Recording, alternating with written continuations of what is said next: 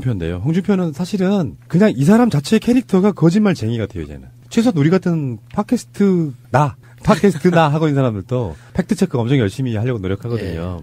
근데 이제 홍준표도 이제 신년 기자회견 비슷한 걸 했어요. 거기에 신년 기자회견에서 상황을 먼저 설명을 해드리면 기자회견이 1시간 이상 진행되자 이쯤 합시다 하면서 홍준표가 한 말이에요. 나는 문 대통령처럼 답변을 써주는 프롬프터도 없습니다. 문 대통령은 기자들이 물으면 실시간으로 프롬프터에 답변이 올라오더라고요. 잠깐만. 마차님, 이거는 홍준표의 느낌이 안 나서요. 홍준표 스타일로 보면 약간 간사해야 돼요. 프롬프터도 없어요. 이런 식의. 예. 실시간으로 프롬프터에 답변이 올라오더라고요. 그런데 나는 지금 혼자 답변을 하고 있습니다. 그러니까 수준이 딱 이 정도예요. 그 문재인 대통령 신년 기자회견에서 답변이 프롬프터로 올라왔다고? 이거 가짜뉴스로 고발해야 됩니다. 왜냐... 즉석에서 답변한 건데? 네. 이게 지금 짤이 돌긴 했었어요. 저도 트위터에서 봤는데 그 문 대통령이 답변을 하는데 앞에 프롬프터에 그 사람들이 돌리는 짤에 정확하게 어떤 글자들이 올라가고 있는지 정확하게 보이지가 않아요. 그런데 사람들이 하는 말이 이거 봐라. 문 대통령 답변 다 올라오고 있다. 이렇게 이야기를 하고 있길래 이 사진이 어딜 봐서 답변이 올라오는 거냐고 한번 설전을 한 적이 있었거든요. 제가 봤을 때 프롬프터는 답변을 하다 보면 질문이 뭐였지라는 상황이 올 수가 있잖아요. 그래서 질문에 대해서 정리를 해준 게 전부였어요. 근데 그거를 답변이라고 지금 완전히 가짜뉴스를 설파하고 있는 거죠. 그것도 1시간 넘게 문재인 대통령이 답할 내용을 실시간으로 찍어줬다는 거예요? 근데 그걸 누가 하냐고. 그리고 전혀 딜레이 없이 진행이 됐는데 답변이 올라오고 나서 누군가 답변을 준비하는 동안에 시간이 필요할 거 아니에요. 그런 딜레이가 없었잖아요. 아니 그리고 박근혜는 그렇게 했겠죠. 청와대에 있는 사람들 중에 문재인 대통령만큼 현안에 대해서 다 꿰고 있는 사람이 누가 있다고 그걸 답변을 써줘요. 제가 또 팟캐스트계 문재인 아니겠습니까?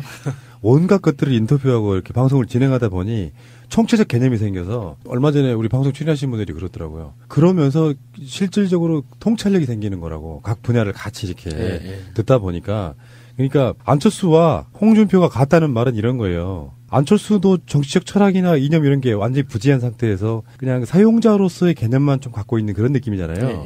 그리고 실체 없는 국민적 인기를 등에 업고 정치권에 들어와서 전혀 진화하지 못한 캐릭터. 근데 홍준표도 마찬가지예요. 최근에 조국 민정수석 관련한 뭐 사법시험 그 이야기도 이 기자회견에서 질문이 나와서 답을 했다 그러는데 이 답을 먼저 알려드리고 그 다음에 그 홍준표에 대한 비판을 이어갈게요.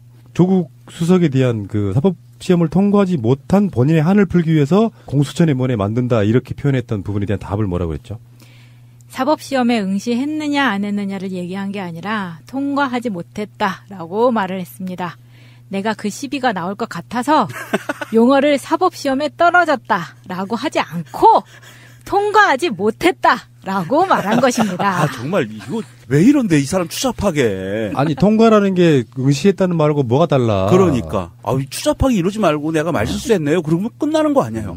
왜 이렇게 일을 키운대. 이 인간들은 사과라는 개념이 머릿속에 없나 봐요. 그러니까 이런 게 있어요. 내가 하는 말하고 약간 개념이 유사한데 나는 팟캐스트를 해. 5년째 해. 근데 이걸 통해서 내 스스로 막 유명해지고 종편의 시사평론가로 나가고 그걸로 돈 벌고 싶지 않아요. 그냥 나는 유명해지는 게 솔직히 말해 싫어.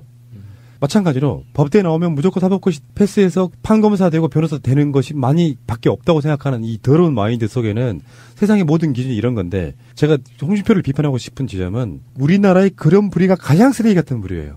국민에 대한 통찰도 없어요. 이 개새끼들은 신림동 어디에서 고시 같은 걸 볼 때 쓰레기 같은 거 담배 피는 거 아무데나 버렸을 거예요. 자기 주위에 대한 가치관 하나도 없고요. 기분 나쁘면 밥 해주던 뭐 어떤 식당의 어머니들한테도 함부로 막말했을 거예요. 그냥 내가 권력만 잡으면 되는 개새끼들이니까. 그런 새끼들이 정치권에 올라가서 우병우라든지 이인규라든지 그런 개자식들을 만들어내는 거거든요. 그 마인드밖에 없는 거야. 근데 계속 거짓말을 하고 있잖아요. 지금 문 대통령 건도 그렇고. 거짓말을 거짓말로 계속 막고 있는 거죠. 이게 거짓말이 한두 건이 아니에요. 지금까지 계속 헛발질하면서 팩트체크하면 문득 기억나는 거 생각해봐요. 나 먼저 생각이 났어요. 경남에 화재가 없었다. 내가 제일 중에. 전국에서 가장 많았잖아요. 거짓말. 근데 우리가 그렇게 방송으로 낸 것도 굉장히 많았거든요. 그 거짓말한 거. 항상 이런 식이에요. 근데 자기가 본 입장에서는 자기가 문재인 대통령보다 뛰어나다는 얘기 생각 갖고 있는 것 같아요. 항상 이런 거잖아. 똑같이 사법시험을 합격했지만 나는 검사를 했고 문재인 대통령은 바로 변호사로 전향했기 때문에 내 실력이 더 좋다 뭐 이런 논리인 건가요? 거기에 더해서 민정수석은 사법시험 패스 안 한 사람이야. 그러니까 별거 아니야라고 깔보는 거죠. 홍준표 그리고 입장에서는. 대선 때 간발의 차로 내가 대통령이 못 됐어. 간발의 차. 라고 맞다. 생각하는 거죠. 거의 더블 스코어예요. 간발이죠. 2위잖아요. 어찌됐든 이 사람은 정말 하는 행동이나 하는 말을 보면 한 사람의 인격을 갖고 있는 사람이 아닌 것 같아요. 이 안에 여러 인격이 들어있는 것 같고 그중에 대표적으로 나오는 게 지금 이게 거짓말하는 인격이 주로 많이 나오고 땡깡 쓰고 하는데 전 깜짝 놀랐어요. 이 사람이 한 얘기가 철부지들은 팩트를 막말로 본다. 그리고 다 깔보는 거예요. 국민들을 철부지로 깔보는 거예요. 언론이나 정치인들을 그렇게 얘기하면 괜찮겠는데 그것까지는 제가 이해해요.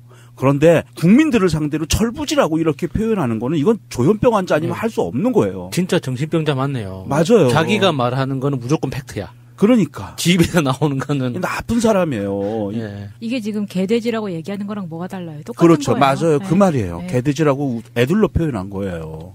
자, 그러면은 그 홍준표의 그 사법고시 우월주의랑 관련한 이야기를 하나만 더 하겠습니다. 양승태 대법원장 국정원이 사찰을 한 적도 있었죠, 예전에. 그러면서 양승태는 임기 6년 사이에 이명박과 박근혜를 거칩니다. 그 과정에서 원세훈 재판이 있었죠. 그 원세훈 재판에 박근혜 청와대와의 교감했던 부분들 같은 것들이 문서로 드러났어요. 최근에 이제 대법원 문서를 이렇게 들여다보는 어떤 상황이 그게 있잖아요. 교감이라는 말은 너무 예쁘고 좋은 말. 예, 좋은 말 같아요. 교감이 아니, 아니라 그렇게 이야기가 나오는 이유는 있어요. 상납한 거 아닌가요, 이게? 그러니까 이게 애둘러서 굉장히 표현을 부드럽게 한 건데 예. 교감이라고 설명을 딱히 할 수 없으니까 인과관계를 증명하기는 어려워요. 그러니까 예를 들어서 봐주기, 정황, 의혹 이렇게는 말할 수 있는데 예. 인과관계로 봤을 때 그것 때문에 그게 이루어졌다고 확정을 할 수 없기 때문에 애둘러서 법적인 용어가 안 생기게끔 교감이라는 표현을 쓰는 거라고 저는 보거든요. 그래서 이게 원세훈 재판에 있어가지고 2심 재판이 원세훈한테 굉장히 불리하게 나와요. 그러니까 우병우가 대법원에서 판결을 내려줄 때는 전원 합의체로 해라. 대법원이 판단을 내려줄 때 대법관들 한두 명이 판결하는 게 있고 전원 합의로 판결하는 게 있잖아요. 네. 근데 전원 합의로 판결을 하게 되면 책임 소재도 좀 약해지고요. 타겟팅이 안 되잖아. 전부 다 네. 대법관들이 여러 명 그렇죠. 있으니까. n분의 1. 가급적이면 원세훈 재판이 조금 더 유리하게끔이라도 이렇게 조율해 왔다는 느낌이 있는데 우병우가 전원 합의체 쪽으로 끌어주길 바라면 무슨 일인지 진짜로 전원 합의체에서 판결이 나오는 이런 방식인 거죠. 법원이 스스로의 사법 독립을 포기한 일이잖아요. 그러니까 양승태 대법원장이 대법원장 재임 시절에 그렇게 등산을 많이 했다고 하더라고요. 그렇게 거의 매일 등산을 하다시피 했는데 그 와중에도 이런 일을 했다는 게 너무 놀랍네요, 진짜. 자기 스스로 법원의 독립을 포기한다는 거. 등산만 간 줄 알았어. 그러니까 원세훈 항소심 선고 다음 날 이게 2015년 2월 10일인데 이때 원세훈 전 국정원장 판결 선고 관련 각계의 동향 문건 뭐 이렇게 이게 정말 골 때리는 게 이 문서를 작성해가지고 지금 주요 현직에 있는 사람들의 반응 같은 거를 집어넣는 거예요. 네. 그러면 우병우는 이렇게 말했다라고 써놓으면 관련해서 법원 행정처 같은 데서 우병우의 심기가 불편하구나 이런 식으로 직접적으로 이야기를 하면 사법에 대한 관여가 되고 말도 안 되는 어떤 농단 예. 같은 게 돼버리잖아요. 그러니까 간접적으로 문건을 만들어갖고 보여주는 형태로 간접적 영향을 끼치는 방식을 택하는 거죠. 이번 문건에 대해서 나온 것이 정말 양승태 더하기 법원 행정처의 폐악질들이 나온 거죠. 사법부의 그 권위를 똥통에 처박아 버린 이 폐악질들이에요. 보면 이 문건에 나온 거 보면 청와대가 최대 관심 현안으로 촉각을 곤두세우고 있다. 선고 전에 항소 기각을 기대하고 있다. 청와대가. 법무비서관실을 통해서 그 법원 행정처에 전망을 문의했다. 이게 기승전결이 나와요. 최대한 선고하지 말고 그냥 항소 기각해라 무죄로. 청와대는 이런 의중을 갖고 있으면서 법원 행정처에 어떻게 될 것 같아? 라고 물어본 거예요. 의중을 전하면서 물어본 거예요. 이건 압력이죠. 이 압력에 대해서 법원 행정처가 매우 민감한 사안이므로 직접 확인하지는 못하고 있으나 우회적, 간접적인 방법으로 재판부의 의중을 파악하려고 노력하고 있다. 이게 화답을 한 거예요. 지시사항을 저는 이렇게 이행하고 있습니다. 그걸 대놓고 하기는 너무 민감하니까 살짝 돌려서 뒤에서 저녁 먹고 2차 술 한잔하면서 물어보고 이런 식으로 하고 있어요. 이런 얘기한 거거든요. 그러니까 들려오는 소식에 따르면 이 당시에 법원 행정처에서 이런 짓을 했던 판사들 있죠. 예. 다 사표를 제출했답니다. 이게 지금 본격적으로 문제가 되면 변호사 자격증이 안 나오잖아요. 그렇죠. 그래서 지금 미리 사표를 내고 변호사 자격증을 확보하기 위해서 지금 다 퇴직을 하고 있다고 하더라고요. 신청을 하려고 하는데 사실 이거는 사법부에서 사표를 받아주면 안 돼요. 수리하지 말고 이건 법의 처벌을 받은 연후에 무죄로 확정되면 사표 수리, 유죄면 파면 이렇게 가야 되죠. 재밌는 게 1심과 달리 결과 예측이 어려우며 행정처도 불안해하고 있는 입장이다.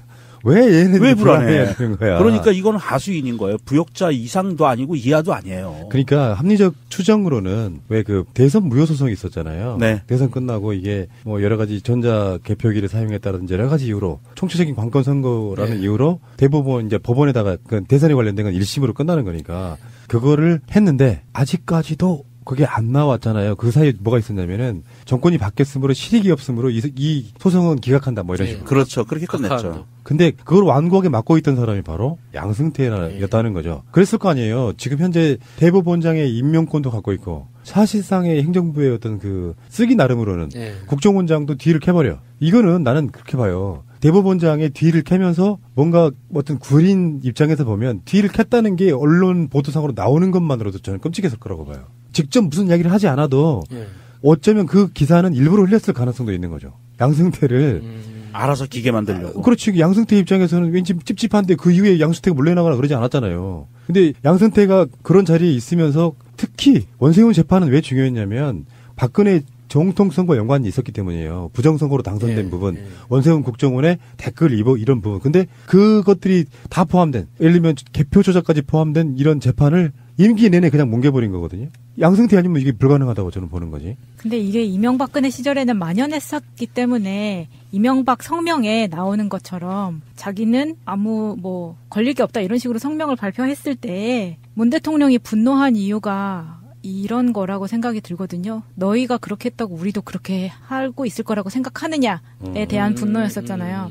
그게 문 대통령이 말하는 우리가 그들과 다른 이유인데 이걸 보여주는 게 이 사람들처럼 하지 않으면서 보여주는 게 지금 굉장한 인내심과 맞아요. 네, 이런 것들을 보여주고 있는 거예요. 민주적 절차라는 아주 어려운 시험이 있는 거죠. 그렇죠. 그러니까 원래 이럴 때는 지금 뭐 전 방송에서도 우리가 이명박 뭐 소환일이 언제냐 이런 이야기를 막 했잖아요. 이럴 때는 정말 법이 사람이 아니고 로봇가 있으면 좋겠어. 그래서 그 인공지능한테 이명박의 이러이러한 측근들이나 이런 사람들의 죄를 딱 집어넣고 언제 출석시킬까요? 그러면 답이 나와요. 그럼 무조건 해야 돼. 그 영화 그런 영화 있잖아요. 그 실베스타 스탈론이 그 판사로 나오는. 그래서 나르는 오토바이 타고 다니면서 그 즉결 처분하잖아요.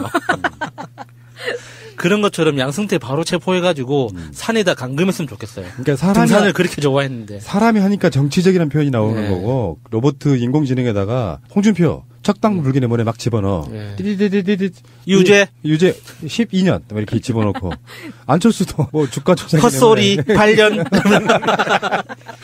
차라리 그랬으면 좋겠다 싶을 때가 있다고. 예. 법에 의해서 예. 정말 힘든 일이에요. 사람이 법을 운영하기 때문에 그래서 지금 대법원이나 이런 데도 그 신비님이 늘상 주장하시는 거 배심 기소 배심 판결 이렇게 그럼 훨씬 더 좋아지는 부분이 분명히 많고요. 정말 홍준표는 어떻게 안 될까요? 척당불기로 안 될까요? 새로운 증거가 나왔는데 재심 청구해야 되는 거 아니에요?